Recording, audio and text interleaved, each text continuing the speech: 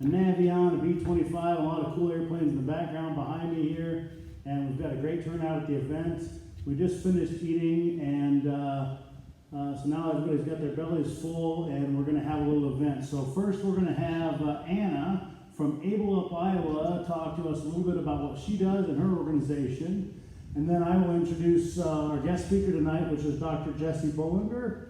And then when he's done, I will wrap up with a little, some more information to kind of finish off the night with. So, without further ado, Jesse, we're going to bring out a phone because Anna is going to call. So, Gracie, come on out.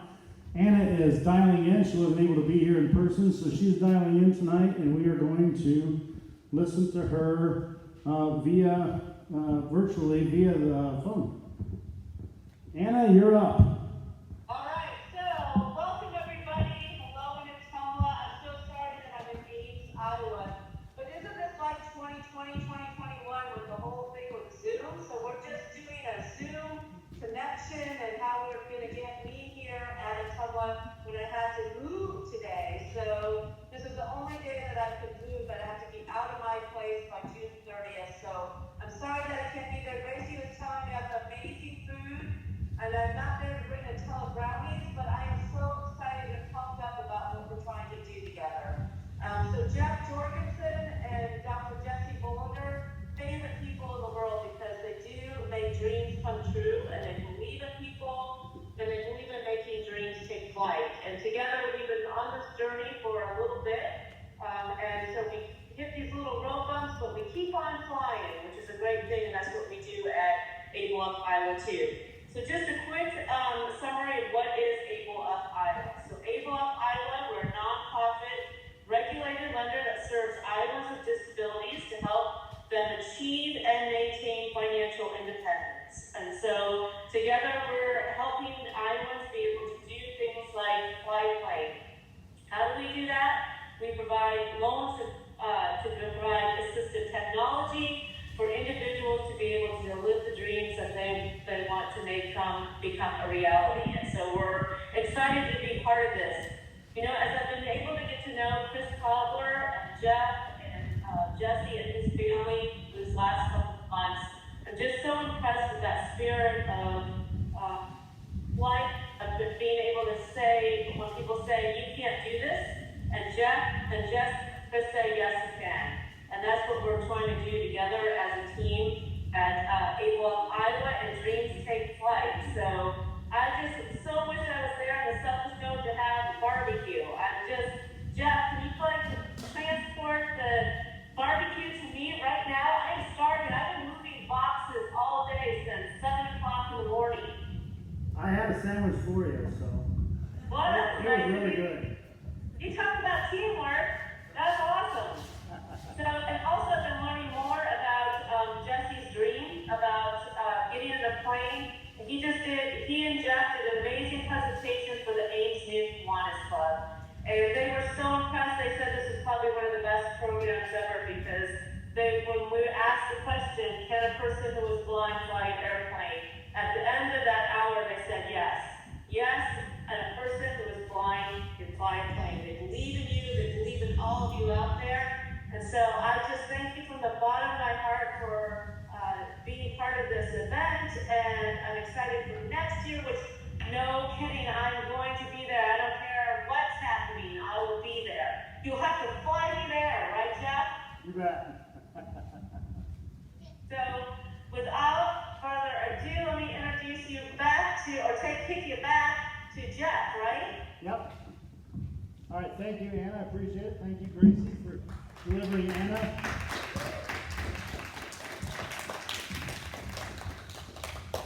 And so a little about me. So I think most people here know me, but my name is Jeff Jorgensen. I'm a flight instructor. I'm a retired F-16 avionics technician from the Iowa Air National Guard. And I've been a flight instructor for a little over a decade now.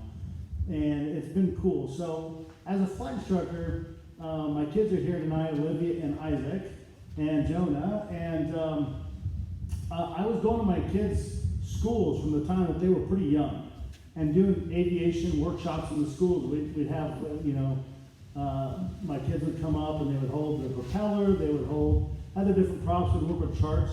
And I had a blast working in those school programs. So I learned a lot from that, and I would get approached from teachers and parents, and they said, "You teach people how to fly? Where do you do that?" I'm like, "At the local airport." People didn't even know that, right? And so the more people that asked these questions over the years, I got this same sort of 20 frequently asked questions.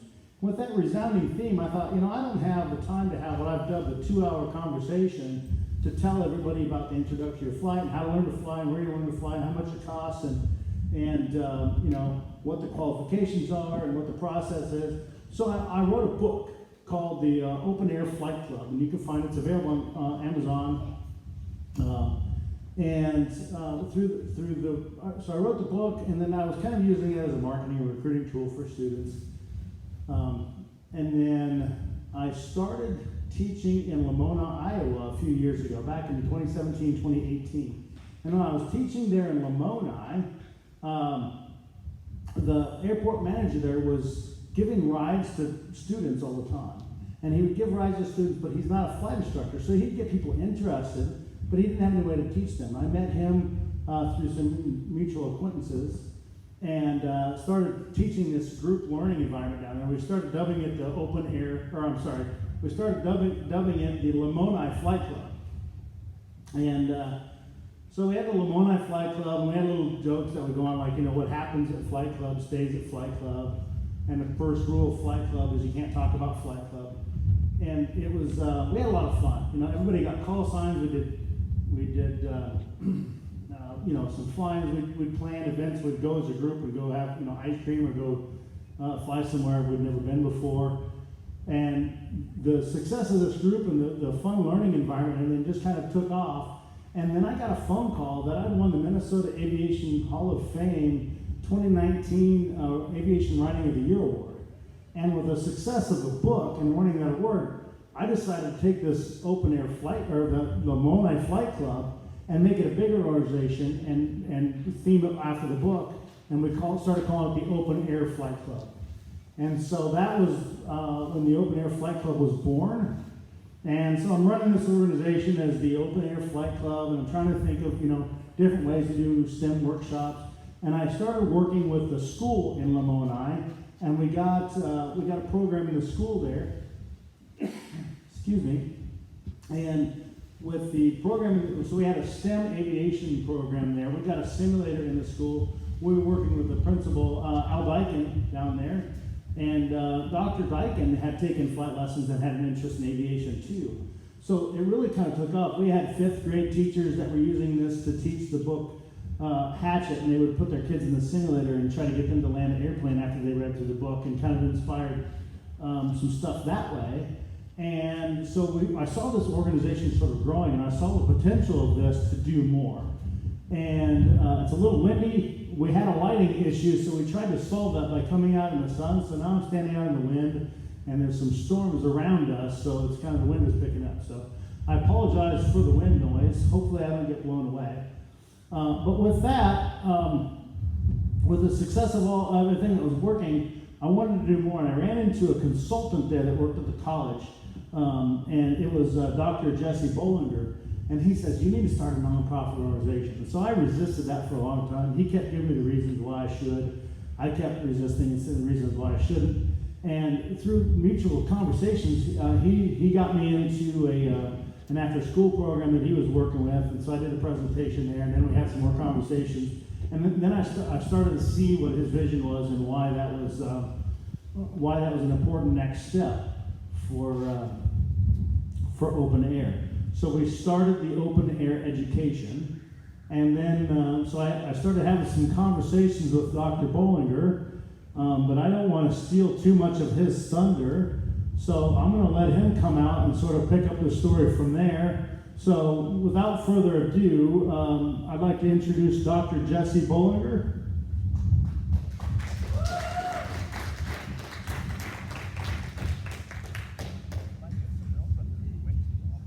Yep, we've got about 15 minutes before the thunder gets to get us. We'll be fine. playing with some technology while I start to talk, so if I'm looking at an iPad, there's a reason. No. Is Jonah around here by any chance? No, he's out back. He ran off? Do you Okay. need something done? No, I needed Jonah. I was going to pick on him, but that's okay. I'm going to pick on you. So come here. So when I met Jeff, he asked me, if I'd ever been interested in learning to fly, and I said, nope, got no problem. He said, what's that? I said, I can't see. And last I checked, that's kind of a big deal when you operate an airplane. You kind of want to see where you're going. And I could be wrong, but I think it's a prerequisite. It turns out the FAA agrees with me. So I met Jeff, and we did an after-school program, and that's actually how I met Jonah. And so I was going to pick on him a little bit, but I'm going to pick on Gracie because she's standing here. So, Gracie, can somebody that's legally blinded, both eyes, fly an airplane? It's possible. Okay, that's not the answer I thought she was going to give me, but we think it's possible. And we're working through that journey. Should have said that. All right, you said that. So, tonight I want to tell you how. In 2015, I was introduced to a piece of equipment called the eSight iWing. It's head-mounted electronic technology made in Canada. And my first pair of eSight glasses, I didn't want them. I did not want to be involved in this technology, primarily because I have been through every piece of accessible visual technology on the market just about over the past 30 years. And when I learned about a piece of equipment that was $15,000 that claimed to give people near perfect vision, I honestly felt like it was too far-fetched, it was too good to be true, and I was really skeptical until I tried it. I went to Kansas City, Missouri with my dad and did a demo in a hotel. And during that demo, my dad said, come over to the window and look outside. That was great. I saw big buildings. They looked even bigger. Come out and try to block the wind so we don't sound like we're in a plane. It's not going to work, but that's okay. And what we were doing, I love you too, man. As we were doing this, he said, look outside and find the flag. There was a flag on a flagpole, and the demonstrator said, it's not going to work. Don't push yourself. Well, I did it, and I was able to see each individual star. And this flag was on another building clear across the way. And at that point, I knew that this investment was good, so I did it. And I got to see my wife and kids for the first time, which was awesome. I'll never forget the girl's expressions. So when I met Jeff, he asked about this technology, and I resisted. And through my resistance, I kept working. And after surviving stage 3 cancer, I helped Jeff start open air education, and he kept pushing. So I now have taken the first steps to becoming, from what we can tell, the first legally blind person, legally blind in both eyes, to work towards a 3rd class private pilot certificate. Now, why is 3rd class? Find myself. My whole inside. I have it. Okay, I need it. And it's Oh, for your, Yeah. So there are people that have, there are lots of people with disabilities that have flown. They fly through an organization called Able Flight. And it's people that are amputees, that are, have various disabilities. And they do it under the sport pilot class, which makes things simple. You have to have a driver's license, and there might be a few medical things, but it's not something that's possible for me because in Iowa, I can't get a driver's license. So I'm automatically forced into the 3rd class medical certificate.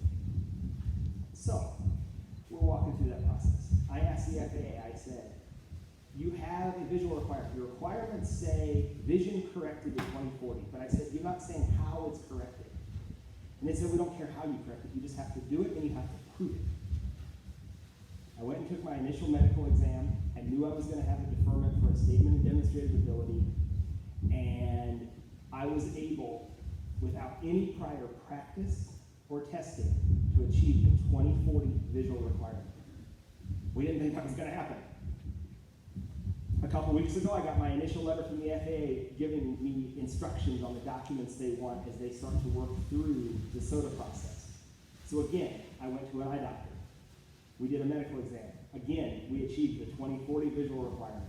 We also achieved the visual field requirement, which I think is 30 degrees. Yeah, we hit the 30 degrees. That's really promising. In a couple weeks, we're So I'm headed. just gonna stop Jesse now. I wanna have a round of applause for Jesse because that's a big accomplishment for this year. He's been to a lot of medical appointments and he's been quite a long journey. So I just wanted to appreciate that. Thank you. So in a couple weeks, we're going to do something else. In a couple weeks, we're headed for a neurologist because my legal blindness results from hydrocephalus, water on the brain. Basically, cerebral spinal fluid that doesn't drain off my brain. So without bilateral shunts, basically a one-way pressure valve, the pressure would, well, it would kill me. There's no nicer way to say it. And that's what happens to people with uncontrolled hydrocephalus. So they want to make sure neurologically that I'm okay. Then we have stage 3 cancer. I beat it. Yay. And that brings its own challenges with the FAA. The good news is I'm clear and there's little to no chance of reoccurrence. So that's a victory. So we're working through those processes. Jeff has wonderful teaching methods. He has pushed me, and he pushes all of his students to first complete their ground school before they even touch an airplane, which I thought was crazy.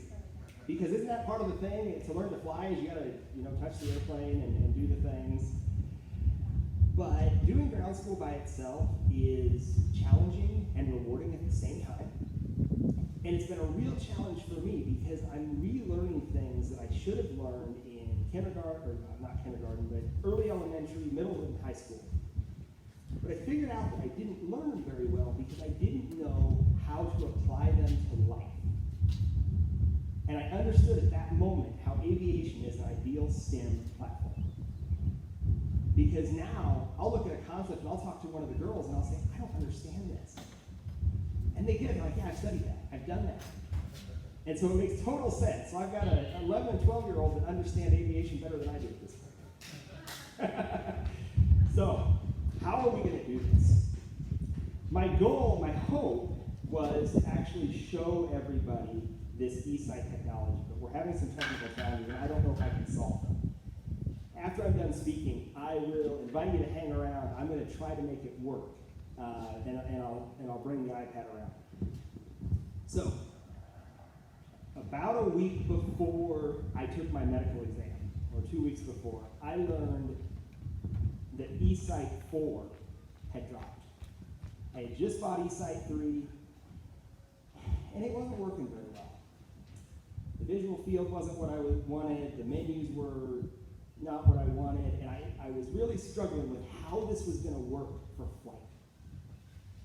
e-sight 4 arrived, I barely used it, and I thought, you know what? I already know this thing's going to get deferred to the FAA. I'm going to take the e-sight 4 and I'm going to try it. Normally, and I'll let Jeff correct me, normally when you take, and everybody I've talked to said this is true, when you take your aviation medical exam, they don't usually let anybody else in, or usually somebody doesn't observe that process. I had an observer. I had somebody watch the whole thing. And without any practice, I achieved the things that I needed to achieve, like we said earlier. My confidence level went up. And this is where psychology comes in. Because I had huge issues surrounding fear and uncertainty, and it actually canceled my medical exam twice before. With Jeff kicking me in the rear end, saying, gotta get this done. I made him go. Gotta get this done. And so I did it. So why in the world should a legally blind person learn to fly? What does that mean? Wrong answer. I think that's a great answer. And originally I thought that was the answer. It's not. It's not the answer. The answer is freedom. Because what I learned as I started my journey, I first got introduced to a guy by the name of Jason Camillo from Michigan. Jason is losing his vision. He will be totally blind in a matter of years. He has retinitis pigmentosa. He's a special education teacher, but he has done all of his flight training. He's even done a supported solo where the flight instructor sat in the right seat and didn't do anything except for maybe 1 or 2 corrections. But he knows he can't pass the medical. But he did it for fun. So he's pushed it. Miles Hilton Barber, totally blind individual from the UK, has a friend that is a software engineer and a pilot. They wrote a piece of software that voices the avionics. Miles has flown all over the UK in what we call an ultralight. So we've talked. Then I pushed the envelope, and I wanted to meet a gal by the name of Jessica Cox. Jeff introduced me to her via Facebook, like sharing stuff. Jessica's a pretty awesome person. She's a black belt in Taekwondo. She is a motivational speaker, and she is a pilot. With one limitation. She has no arms. She flies with her feet.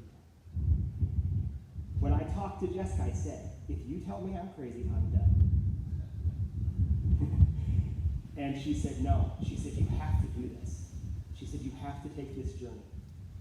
And she's taking it with me. She's helping me through ground school elements. She's helping me through technical challenges.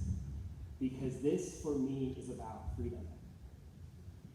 And that's what I want other people that are disabled, and especially those that are legally blind, to know, is aviation could mean freedom.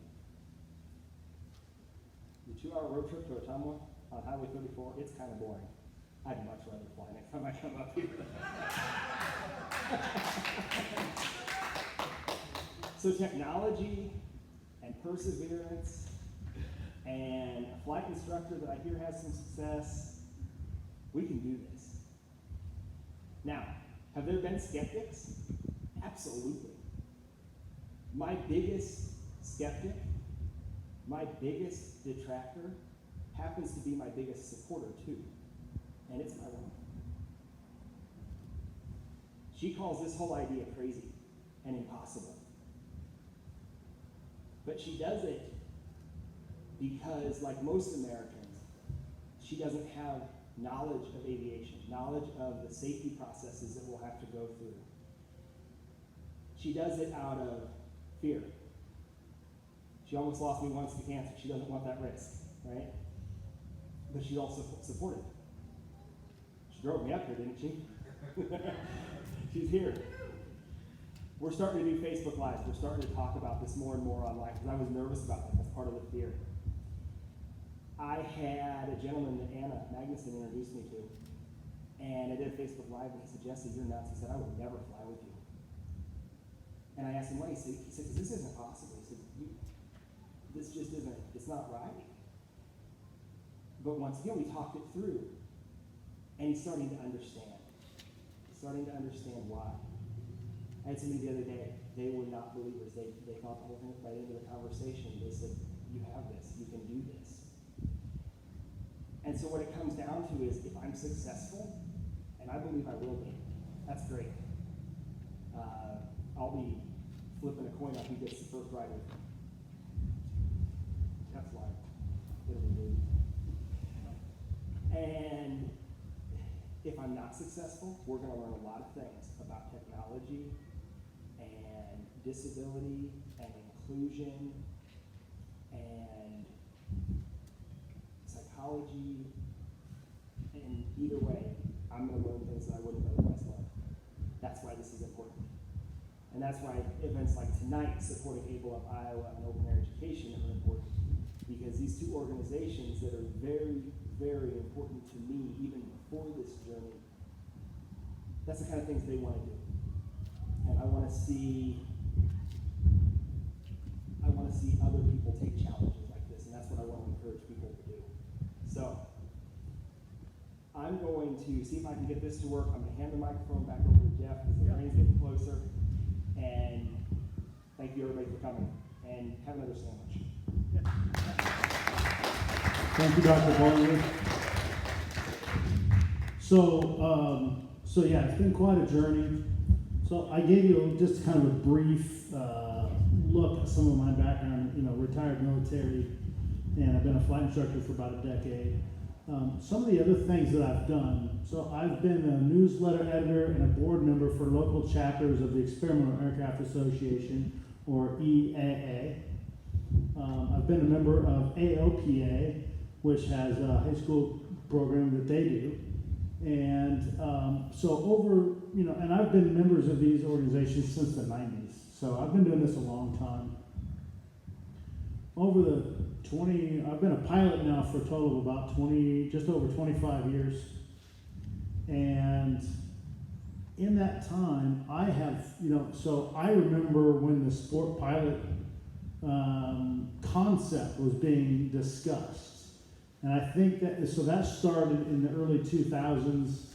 I remember the aviation, the change to the aviation world because of 9/11, 2001. And, the tackling the Twin Towers and how that impacted aviation and changed security in a way that we'll never see what it was before 9/11, right? So I've seen revolutionary changes in aviation from that perspective. I think COVID in 2020 has become another era where sanitation and safety and health are all primary concern, and people view that differently than they ever will, they ever did in the past, right? So people are always going to view, how they ride as a passenger and how they walk through airports. They will always view it differently than they did prior to COVID-19 and in most of 2020. So, but I've seen technology like the e-sight that Dr. Bollinger talks about. I've seen there's aircraft out there. Garmin has equipment. So there's technology now for an auto land feature in aircraft where a passenger, something happens to the pilot for whatever reason, they become incapacitated, and a passenger can just simply hit a button and that's got an auto land feature will come in and land. There's aircraft out there that have a parachute in them, so you could pull a parachute and it would just come in and land. And technology exists between autopilots and GPS technology for you to pre-program an airplane and it will fly an entire route, right? So the FAA and the regulations that we operate on in this country are, basically archaic 50-year-old regulations, and they're very, very slow to change. And they don't change unless somebody tests them, right, and makes them take a look at it and see what's possible, and that's kind of what we're doing with open air, right? So we're testing the boundaries, we're pushing the boundaries, and we're following all the regulations, we're following all the rules, but we're also questioning why the rules exist and whether or not they're still relevant. And what we're doing is sort of forcing the system to take a look at those rules and deciding whether or not they're still applicable and they're still relevant and what's possible. So the research that we're doing and the documentation of all the steps as it goes along the way is really important, because this is how a revolution happens in aviation. And open air has embraced that because we have found ways to do aviation programs and get into schools that haven't been done in very many places, right? There's a little more than a handful of schools across the country that have aviation programs. The Department of Education, to my understanding, does not even have a coding for a flight instructor to teach in the public school system. And so these are things, aviation was the center of our culture for the first half of the 20th century. And then after Vietnam era in the late 60s, early 70s, we had fuel embargoes, we had Reagan fired a bunch of air traffic controllers in the 80s, we had economic challenges in the 90s, and then, and technology booms, and then we had 9/11, 2001, and then we've had the crash of 2008, 2009, where the mortgage crash. So all these factors have affected our economy, have affected aviation. There's been a number of key accidents that have caused people to, insurance prices have gone up and caused people to, because that's all we see in the news anymore. We don't see about moon landings anymore, or people winning records of, flying across the Atlantic or flying across the country and breaking speed records. We don't see that in the news anymore. We only see tragedy. And we want to try to bring that back. We can't really control the media, but we can control the message in the school if we can get into the schools and start talking more than about Amelia Earhart or Charles Lindbergh or the Wright brothers, which are all key individuals in aviation, but they're all dead. And that is not missed on children, right? Children are perceiving that, and they're like, they don't want to learn about a bunch of dead people. They want to learn about, what's possible. What are we doing today? What's possible for them? And kids are learning how to do things on YouTube, so they want to be YouTubers. And I think aviation is an ideal STEM learning platform, and so there's a shortage of pilots. So airlines are literally canceling flights because they don't have staff to fly them. So there's a need for pilots, and I say by getting into the schools and promoting aviation as an ideal STEM platform and starting STEM aviation platforms in schools, we can help solve the pilot shortage, because then employers can go to schools just like a basketball coach or a football coach goes, and they have scouts that look for people that have skills in that area. Aviation will be able to do the same. There's 100 and some small airports in Iowa. A handful of them are active, successful, profitable airports. All the rest of them sit virtually idle. And I think there's a ton of opportunity if people are learning about aviation in schools. The infrastructure is already there in their local airport. There's a ton of opportunity for communities to benefit from teaching children in their schools about aviation, and then they can go to the airports and have events and do like what we're doing and teach people how to fly, or learn to fly drones, or learn to fly for agriculture, or there could be air shows and entertainment, and there's just so much that can be done at airports. And we're really passionate about helping people and helping our community and revolutionizing aviation. So that is what we're about in the open air. So I just wanted to thank everybody for coming. My name is Jeff Jorgensen. Let's have another round of applause for Dr. Bollinger and his hard work.